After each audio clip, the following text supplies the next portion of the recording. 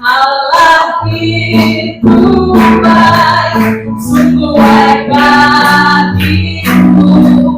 Ditunjukkannya kasih setianya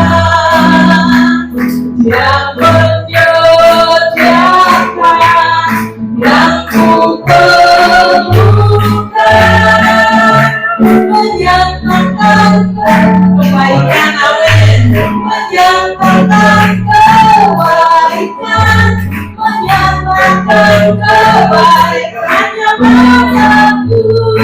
Kasih setianya, kasih setianya kau pernah berdua, dulu, sekarang, dan selamanya.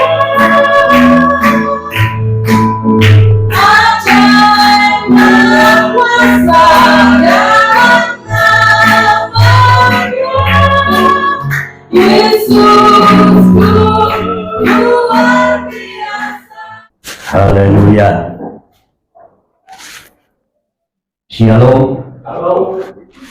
Ya saudara, sekali lagi kita bersyukur atas anugerah Tuhan. Sebab hanya anugerah Tuhanlah yang dapat membawa kita menikmati hidup yang sesungguhnya. Ya, haleluya.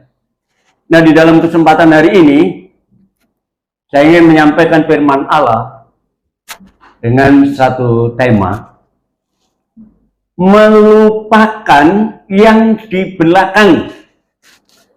Melupakan artinya meninggalkan yang di belakang, dan kemudian kita mengarahkan pandangan kita ke depan.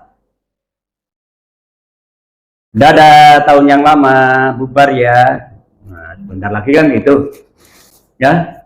Sebentar lagi kita akan meninggalkan tahun 2024 dan kita masuk di dalam tahun 2025. Ya. Baik, kita akan baca dulu ayatnya di dalam Filipi pasal yang ketiga ayat yang ke-13. Saudara-saudara, aku sendiri tidak menganggap bahwa aku telah menangkapnya, telah memperolehnya. Tetapi inilah yang kulakukan, supaya aku dapat menangkap apa yang di hadapanku ini, maka ini yang aku lakukan. Aku melupakan apa yang telah di belakangku dan mengarahkan diriku kepada apa yang di hadapanku. Saudara, artinya bahwa kita sebentar lagi akan meninggalkan tahun 2024 ya, dan masuk di dalam tahun 2025. Kita lupakan apa yang di belakang. Ya, maksudnya apa, saudara? Yang di belakang itu menjadi satu pengalaman hidup di tahun 2024 kemarin. Ya. Nah, kita lupakan saja tahun yang lama yang sebentar lagi kita akan lewati, dan tentu tahun yang kemarin itu dengan berbagai masalah kehidupan. Entahkah itu senang, entahkah itu susah. Nah, saudara mungkin bisa menghitung-hitung ya, andai kata diberi kesempatan untuk menghitung kira-kira banyak susahnya atau senangnya. Ya, puji Tuhan lah kalau kita banyak senangnya ya. Tapi kebanyakan orang lebih banyak di dalam beban yang dirasakan pada waktu tahun-tahun kemarin, apalagi ketika ada COVID, ada segala macam ya, bencana dan sebagainya. Ya tentu kita merasakan itu sangat menyakitkan. Ya, sampai kemudian ya terbengkalailah semuanya. Sudah, sedangkan tahun yang akan datang ini kita belum tahu. Apa yang akan terjadi kita belum ngerti kan? Bahkan besok saja kita belum tahu. Apa kira-kira yang akan menjadi pengalaman hidup kita selanjutnya? Kalau yang kemarin sudah kita lewati. Makanya Paulus mengatakan, aku lupakan saja apa yang di belakangku itu. Sekarang aku mengarah ke depan. Yang kemarin itu dari pengalaman saja. Tapi kita sekarang lagi mau melangkah tahun 2025. Kita tidak tahu apapun yang terjadi. Ya, semakin sulit, menyakitkan, atau menyenangkan, kita belum tahu. Ya. Nah, sebab itu dikatakan dalam Amsal Soleman pasal 27 ayat yang pertama. Janganlah memuji diri karena hari esok. Jangan memuji diri karena esok hari, karena engkau tidak tahu apa yang akan terjadi pada hari itu. Ya, kita nggak tahu apa yang akan terjadi. Apakah kita masih bisa menikmati kesehatan sepenuhnya? Atau kita menikmati yang senang dalam hidup ini? Ya, sekali lagi kita belum tahu apa yang terjadi. Tetapi yang jelas, dengan bertambahnya tahun, berarti satu hal yang perlu kita pahami, bahwa saat kedatangan Tuhan sudah tidak lama lagi. Ya, andai kata Allah ya sudah menentukan kedatangan Tuhan Yesus tahun sekian, dan kita sekarang masuk di tahun yang baru bertambah tahun, berarti kedatangan Tuhan sudah begitu dekat. Ini bagi orang yang percaya, karena mengerti ya bahwa kedatangan Tuhan Yesus itu ya pasti datang yang kedua kali. Kedatangan yang pertama memang dia datang untuk mencari orang berdosa untuk diselamatkan. Tetapi kedatangannya yang kedua kali nanti bukan sebagai penebus lagi, sudah bukan. Kelanjutan dari penyelamatan itu adalah penghukuman yang akan terjadi. Ya, haleluya. Itu sebabnya Tuhan Yesus pernah mengatakan dalam Matius pasal 24 ayat yang ke-42. Karena itu berjaga-jagalah, sebab kamu tidak tahu pada hari mana Tuhanmu datang. Sekali lagi, waktu semakin pendek. Bagi kita, waktu mungkin semakin panjang umur kita. Tetapi bagi masa kedatangan Tuhan, semakin pendek. Kita belum tahu kapan, karena Tuhan tidak memberitahu tanggal dan waktunya. Ya, karena Tuhan juga pernah mengatakan bahwa kedatangan anak manusia itu seperti pencuri pada waktu malam.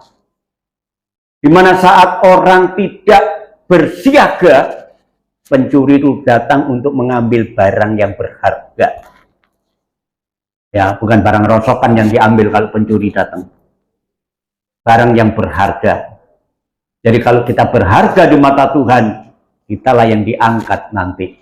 Ya, saudara, ini bukan dongeng-dongeng yang ya artinya sebuah dongeng-dongeng yang daripada kita nganggur, saudara. Enggak. Ini benar.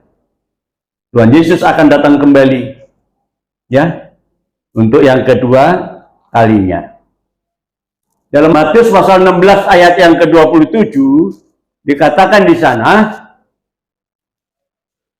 sebab anak manusia akan datang di dalam kemuliaannya, ya, dalam kemuliaan Bapa, diiringi dengan malaikat-malaikatnya. Wow. Pada waktu itu ia akan membalas setiap orang sesuai menurut perbuatannya. Saudaraku, Tuhan Yesus akan datang, tapi tidak sendiri dengan malaikat-malaikatnya. Untuk apa? Untuk menjemput setiap orang percaya. Namun tidak hanya sekedar menjemput orang percaya, dia akan membalas dari setiap perbuatan manusia ini, ya. Nah, 1 Petrus pasal 4 ayat yang ke-5 dikatakan di sana. Tetapi mereka, semua orang harus memberi pertanggungan jawab kepada Dia yang telah siap sedia menghakimi orang yang hidup dan yang mati. Saudara, pada saat Tuhan Yesus datang, masih ada orang yang hidup. Ya. Tetapi yang mati itu akan dibangkitkan. Ya, termasuk orang yang percaya juga akan dibangkitkan. Tetapi sebelum penghakiman itu terjadi, maka orang percaya telah diangkat lebih dulu. Ya, ini firman Allah. Ya, saudara, kalau kita paham ini, oh, hati kita sangat bersukacita. Ya. Nah, Ibrani pasal 4 ayat yang ke-13. Nah, dikatakan di sana, dan tidak ada satu makhluk pun yang tersembunyi di hadapannya. Ketika Tuhan Yesus datang, tidak ada yang bisa sembunyi, saudara itu ya. Sebab segala sesuatu telanjang dan terbuka di depan mata Dia, yang kepadanya kita harus memberikan pertanggungan jawab. Jadi saudara, sekali lagi, kita nggak tahu apa yang akan terjadi besok. Kita nggak tahu kapan jadwal kedatangan Tuhan yang kedua kali. Siapa tahu 1 bulan lagi. Malah siapa tahu 1 minggu lagi. Lalu hal itu terjadi, saudara, suatu hal yang sangat kita ya pahami.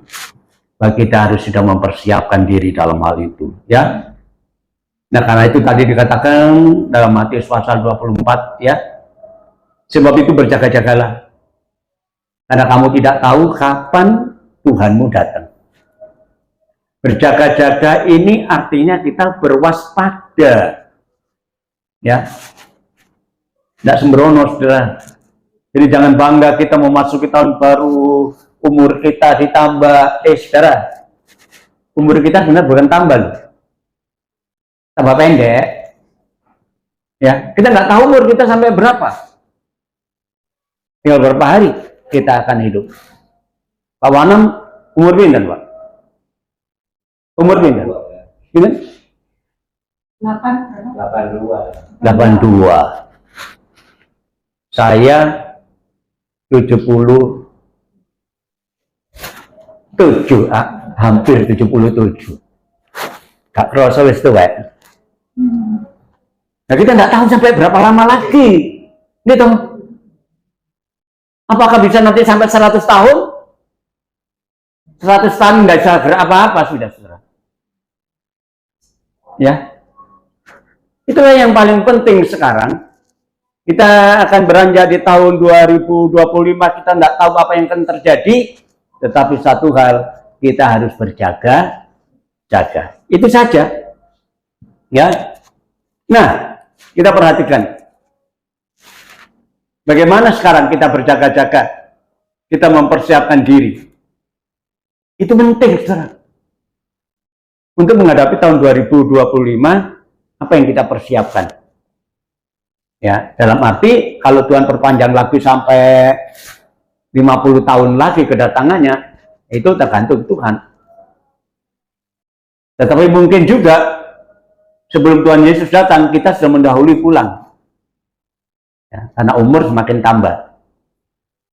Tapi belum tentu juga loh. Ya, banyak teman-teman saya yang lebih muda daripada saya, banyak yang lebih dulu pulang. Ya, saya paling rajin mengumpulkan kalau ada WA itu apa peristiwa apa tak kumpulkan, termasuk yang meninggal ini tak kumpulkan semua pendeta-pendeta yang meninggal. Waduh, si nom masih muda, saudara ya. Nah, marilah kita sebelum masuki tahun baru ini, ya, alangkah baiknya terlebih dulu kita untuk mengintrospeksi diri, mengoreksi diri kita. Ya, kembali mengenang apa yang sudah kita kerjakan. Pasti kita tahu di mana letak kelemahan kita, di mana letak kekurangan kita, di mana ketidakpahaman kita. Nah, jangan sampai kemudian kembali terulang di tahun depan ini. Rugi kita. Ya. Saudara, jangan sampai kita mengalami sesuatu yang tidak menguntungkan tahun 2025. Tapi mari kita nikmati berkat Tuhan di dalam kebahagiaan hidup kita. Baik secara pribadi, keluarga, dan lain sebagainya, kita menikmati kebahagiaan itu. Ya, haleluya. Filipi pasal 3 ayat 12 sampai 14 dikatakan di sana, bukan seolah-olah aku telah memperoleh hal itu dan telah sempurna. Nah, artinya Paulus ini dia sadar keberadaan dahulu. Ya, dan dia berkata, ya, bukan saya sudah berarti sudah mendapatkan semua perolehnya, melainkan sekarang aku mengejarnya. Lah, ini saudara ya. Kalau aku dapat juga menangkapnya, karena aku pun telah ditangkap oleh Kristus Yesus. Kalau saudara tahu latar belakang daripada Paulus ini, dia bukan orang yang percaya Yesus. Malah dia adalah musuh. Ya. Tapi ketika sudah percaya Yesus, wow, ada hal yang sangat luar biasa yang akan dinikmati. Tetapi dia berkata, bukan berarti saya sudah menikmati itu, ya. Tetapi ini aku kerjakan, aku mengejarnya, ya. Saudara-saudara, aku sendiri tidak menganggap bahwa aku telah menangkapnya. Jadi tahun seperti kita, tahun yang akan datang ini kita belum memperolehnya, belum menangkapnya, ya. Tetapi ini yang aku lakukan, yang aku kerjakan. Aku lupakan semua apa yang di belakangku dan aku mengarahkan diri kepada apa yang di hadapanku. Ya, sekali lagi kita lupakan yang kemarin. Entahkah itu kegagalan, entahkah itu keberhasilan, kita lupakan. Kita sekarang mengarah kepada langkah ke depan, kehidupan yang akan kita nikmati di tahun 2025 ini. Kita arahkan sekarang ke sana pandangan kita, walaupun kita belum tahu apa yang akan terjadi. Ya, kita belum tahu apa yang akan terjadi. Ya, tetapi aku berlari dan berlari-lari kepada tujuan untuk memperoleh hadiah, yaitu panggilan surgawi dari Allah di dalam Kristus Yesus. Sekali lagi saya katakan tadi bahwa semakin kita bertambah waktu kita, berarti kedatangan Tuhan sudah dekat. Ini tidak ngalup, saudara. Ya, orang Jawa biasa mengatakan ngalup. Ngalup itu apa ya? Kalau bahasa Indonesianya ngalup apa? Angel juga diterjemahkan ya. Tapi kita ngerti kan ngalup. Ya. Jadi apa yang belum terjadi rasanya, ya, saya sendiri sulit menerjemahkan apa artinya ngalup ini. Ya. Ojo ngalup lah, gitu ya. Jangan mengada-ada gitu, mestinya gitu ya. Ya. Tapi tidak secara benar. Karena Tuhan Yesus sendiri tadi mengatakan, berjaga-jagalah. Karena kamu tidak tahu kapan waktunya anak manusia itu datang. Datang untuk menghakimi. Ya, jadi sekali lagi tidak ngalup itu. Memang firman Allah mengatakan demikian. Tidak mengada-ada. Nah, sebab itu aku lupakan aja yang apa yang di belakangku yang kemarin itu, sekarang aku berlari-lari. Berlari-lari itu tidak santai, saudara. Berlari-lari kepada tujuan untuk memperoleh panggilan surgawi. Ya. Nah, bagaimana kita berjaga-jaga? Ada 3 hal yang harus kita pahami dalam kita berjaga-jaga menunggu waktu kedatangan Tuhan ini. Ya. Nah, yang pertama, lupakan masa lalu. Bagaimana kita mempersiapkan diri untuk menantikan kedatangan Tuhan yang kedua kali? Lupakan masa yang lalu. Dan yang kedua, ayo kita berlari kepada sasaran, kepada target, kepada tujuan. Dan yang ketiga, nanti kita akan memperoleh hadiah. Ini saudara yang perlu kita pahami, menyongsong tahun yang baru, makin dekat kedatangan Tuhan, lupakanlah masa yang lalu. Sudahlah, ya, jangan diungkit-ungkit lagi.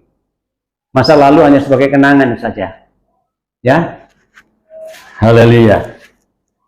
Kita lihat yang pertama, melupakan masa lalu. Ya, melupakan masa lalu. Kita harus lupakan apa yang di belakang kita dan sekarang kita mengarahkan diri pandangan kita ke depan. Ya, adalah kalau kemarin sering gegeran sama suami istri, sudah lupakan saja. Ya, kalau kemarin kita sebagai anak berani sama orang tua, lupakan saja. Kita akan melangkah dalam langkah yang baru. Tentu dalam arti memperbaiki hidup kita. Karena kedatangan Tuhan sudah tidak lama lagi, saudara ya. Arahkan diri kita kepada pandangan yang ke depan. Ya. Baik, kita akan membaca di dalam Filipi pasal 3 ayat 13 tadi. Saudara-saudara, aku sendiri tidak menganggap bahwa aku telah menangkapnya. Tetapi ini yang kulakukan. Aku melupakan apa yang telah di belakangku dan mengarahkan diri kepada apa yang di hadapanku. Ini saudara, lupakan masa lalu, mari kita pandang ke depan apa yang harus terjadi, apa yang harus kita kerjakan, ya. Itu kita pandang ke depan. Sekali lagi yang akan kita tinggalkan itu lupakan saja. Itu hanya kenangan, jadi pelajaran untuk ke depan kita kerjakan yang jauh lebih baik, ya. Kalau kita pahami mengapa Paulus berkata demikian, karena Paulus itu sebenarnya bukan orang gagal, ya. Dia orang sukses, dia orang yang berhasil, ya. Kenapa? Dia menjadi seorang yang cukup ternama dalam hidupnya. Dia bukan orang sembarangan. Dia sangat dihormati pada saat itu, ya. Nah, kita lihat kesaksiannya ya dalam Filipi pasal 3 ayat 4 sampai yang ke-7. Sekalipun aku juga ada alasan menaruh percaya kepada hal-hal lahiriah. Ya. Jadi Paulus juga ingin menikmati hal-hal lahiriah itu yang menyenangkan lahirnya, dengan posisinya, dengan keberadaannya. Dia menikmati semua, ya.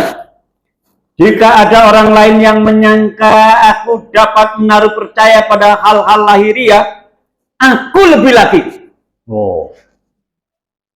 Bayangkan, semasa hidupnya yang dipikirkan hanya masalah lahiriah, bukan yang rohani. Ya. Bayangkan, aku disunat pada hari ke-8. Kenapa? Karena dia dari bangsa Israel.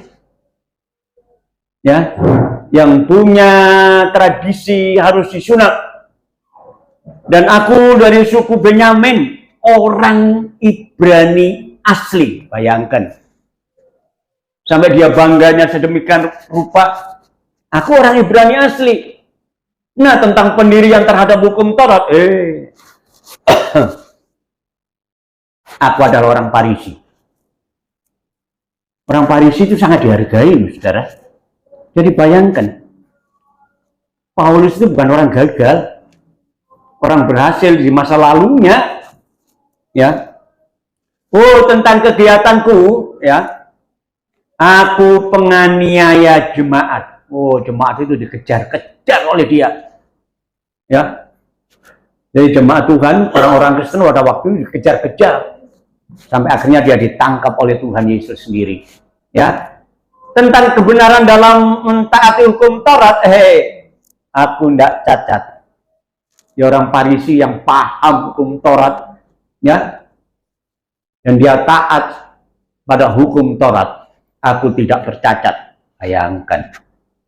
Sekali lagi, Paulus bukan orang gagal. Dia orang berhasil, ya. Nah, tetapi apa yang dulu merupakan keuntungan bagiku, sekarang setelah aku percaya Yesus, ku anggap rugi semuanya karena Kristus. Percuma. Sukses yang ke depan, yang kemarin itu, keberhasilannya, kebanggaannya, sebelum dia percaya Yesus. Sekali lagi, dia bukan orang gagal, tetapi orang sukses. Tetapi begitu dia percaya Yesus, dikatakan semua ada untungnya. Semua aku anggap rugi karena Kristus. Ya. Jadi setelah dia percaya Yesus, semuanya dianggap rugi, semuanya tidak berarti. Nah, seharusnya kita, saudara, apa yang jadi sukses kita kemarin? Nggak ada untungnya kalau tanpa Kristus. Ya, bersyukurlah kalau kita di tahun 2024 kemarin, kita masih setia kepada Tuhan. Jadi kalaupun kita berhasil, itu bukan merupakan kebanggaan. Jadi seperti Paulus, kita juga seharusnya melupakan apa yang di belakang kita. Sukses kita kemarin, kita anggap itu hanya merupakan, ya, langkah yang bukan menjadi kebanggaan, tetapi menjadi satu ucapan syukur kita kepada Tuhan. Dan kedepannya kita akan memandang ke depan, tetap jangan tinggalkan Tuhan, sehingga apa yang kita raih kemarin pun tidak akan hilang begitu saja, ya, tetapi pasti Tuhan akan tambah-tambahkan bagi kita, ya. Jadi kita perlu bersyukur untuk hal ini, ya. Haleluya. Sudahlah, yang lama biarlah berlalu. Jangan seperti kereta pada zaman lama, ya, zaman dulu. Zaman dulu itu kereta di lokonya itu pakai fluid, ya.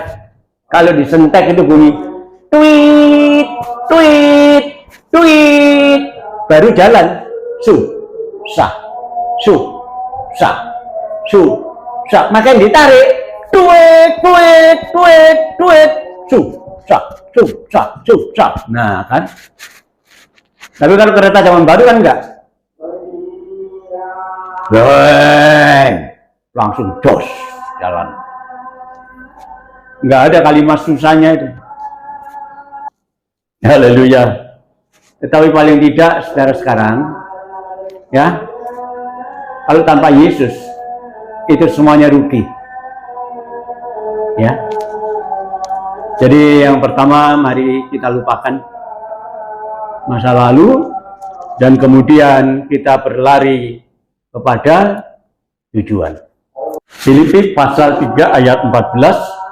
Dan berlari-lari kepada tujuan untuk apa? Untuk memperoleh hadiah, yaitu panggilan surgawi. Dan lagi hadiahnya bukan masalah duniawi ini. Panggilan surgawi dari Allah di dalam Kristus Yesus. Ini kita dipanggil, saudara. Ya, jadi mari kita lari. Dalam arti kita jangan leha-leha lagi, saudara, dalam ibadah, karena Tuhan Yesus segera akan datang. Ya, sekali lagi Tuhan Yesus akan datang, saudara. Kita bisa menikmati apapun yang sampai hari ini kita bisa nikmati, kita patut bersyukur. Tapi ke depan, ayo, mari kita semakin lari, bukan berlomba-lomba bertambah kaya. Tidak. Kan kekayaan itu memang sudah Tuhan tetapkan bagi kita. Tapi jangan kita kemudian berlomba-lomba ingin jadi kaya. Bukan. Tapi berlomba-lomba berlari untuk sampai kepada tujuan, yaitu panggilan surgawi. Ya, jadi tidak hanya melupakan masa lalu, tapi berlanjut pada aktivitas berlari menuju sasaran. Sasaran apa? Menyongsong kedatangan Tuhan yang kedua kali. Ya, jadi berlari dengan tujuan itu bukan ngawur, saudara. Karena ada orang loh, lari ngawur, pokoknya melayu, ya tidak. Berlari tanpa tujuan kepada target, kepada sasaran apa? Hadiah. Garis finish. Paulus berkata, aku mengarahkan diri kepada apa yang di hadapanku. Ya, artinya apa? Apa yang dikerjakan kemarin itu belum final. Apa yang didapatkan kemarin itu belum final, saudara. Karena finalnya nanti ketika kita bisa bersama-sama dengan Tuhan di dalam kemuliaan. Ya. Sebab itu mari kita jangan berhenti berlari. Artinya tetap berlomba kepada tujuan untuk memperoleh hadiah. Ya. Berlari bukan tanpa tujuan, itu Paulus menempatkan diri sebagai atlet. Ya. Jadi kalau atlet itu berlari bukan tidak ada tujuannya, saudara. Dia berlari terus dengan satu tujuan untuk mencapai garis finish dan memperoleh hadiah. Nah, kalau kita berlanjut dalam pergumulan hidup kita untuk tahun kedepannya ini, saudara, hadiah kita adalah panggilan surgawi, artinya kita masuk dalam kemuliaan bersama-sama dengan Tuhan. Ya, sekali lagi bukan berarti kita ngalup, saudara, ya, bukan. Ya, kita memang sungguh-sungguh karena memahami Alkitab. Tuhan Yesus mengatakan bahwa kedatangan anak Tuhan, anak manusia, itu sudah tidak lama lagi, saudara. Jadi kita kerja, wajar-wajar aja kita kerja. Ya, kita belajar, wajar-wajar aja. Memang kita tanggung jawabnya sebagai manusia adalah belajar dan bekerja. Ya. Tetapi bukan berarti kita kemudian untuk mengejar-ngejar kemuliaan, tidak, ya. Paulus mempunyai pandangan ke depan. Ia mengarahkan segenap kekuatannya dan memusatkan pikirannya agar tidak gagal di tengah jalan dan bisa mencapai garis akhir yang telah ditetapkan oleh Kristus. Dan kita pun harus memiliki perjalanan akhir hidup kita, yaitu untuk memperoleh hadiah sama seperti yang angan-angankan oleh Paulus ini, ya. Haleluya. Ya, Paulus matanya tertuju kepada Tuhan dan berlari seperti dalam sebuah perlombaan untuk hidup semakin berkenan, ya. Haleluya. Dan yang terakhir adalah setelah kita berlari dengan tujuan kita yang benar, kita akan menikmati hadiah. Ya. Hadiah itulah merupakan hasil dari perlombaan. Kalau kita menang, kita dapat hadiah. Dan hadiah yang paling besar dan berharga di dalam perlombaan rohani adalah memperoleh atau memiliki Kristus. Ya. Haleluya. Filipi pasal 3 ayat 8 dikatakan di situ, malahan segala sesuatu kuanggap rugi karena aku sudah mengenal Kristus. Kuanggap rugi karena pengenalan akan Kristus Yesus Tuhanku itu lebih mulia daripada semuanya. Oleh karena dialah aku telah melepaskan semuanya dan menganggapnya sampah. Saudara, apa yang kita miliki, ya seperti Paulus katakan, itu semua anggap sampah, nggak ada artinya. Apa yang menjadi keberhasilanku, kemakmuranku, kebanggaanku itu semua aku anggap sampah. ketika aku sudah percaya kepada Yesus Kristus. Haleluya. Ya. Nah, itulah yang merupakan tujuan akhir dari perjalanan hidup. Sekali lagi kita belum tahu apa yang terjadi tahun 2025. Apakah itu merupakan perjalanan akhir kita atau masih kita berlanjut pada tahun berikutnya? Kita nggak tahu kan? Apakah kita masih bisa menikmati tahun 2026? Kita belum tahu.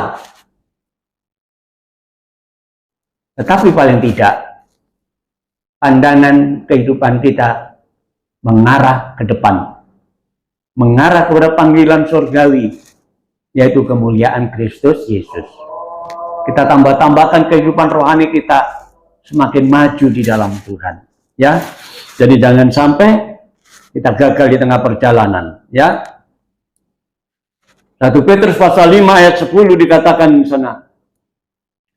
Dan Allah sumber segala kasih karunia yang telah memanggil kamu di dalam Kristus kepada kemuliaan-Nya yang kekal, akan melengkapi, meneguhkan, menguatkan, dan mengokohkan kamu sesudah kamu menderita seketika lamanya. Saudara, orang Kristen itu selalu ditandai dengan kehidupan yang menderita. Ya, menderita menghadapi apa?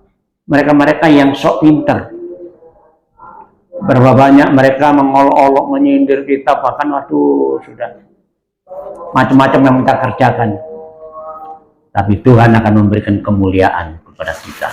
Ya, satu hal yang sangat luar biasa, kalau hidup kita sesuai dengan apa yang Tuhan inginkan, maka Dialah sumber segala kasih karunia.